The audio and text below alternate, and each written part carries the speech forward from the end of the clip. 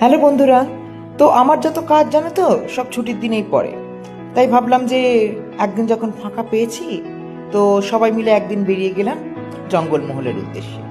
সত্যি এত সুন্দর প্রাকৃতিক পরিবেশ আর কাজের চাপের মাঝে যখন একটুখানি বিশ্রাম পাওয়া যায়, একটুখানি যখন প্রকৃতির কাছে ঘোরাফেরা করা যায়, তখন তো আলাদা করে সেটাকে ভাষাতে বোঝানোই যায় না।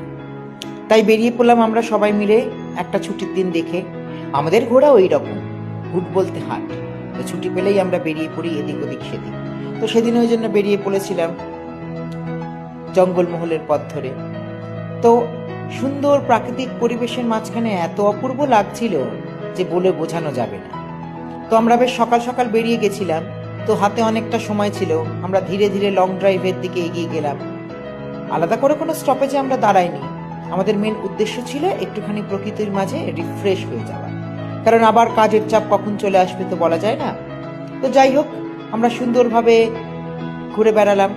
আর মাঝখানে আমরা কয়েকটা জায়গায় দাঁড়িয়েছিলাম, এত সুন্দর জায়গাগুলো।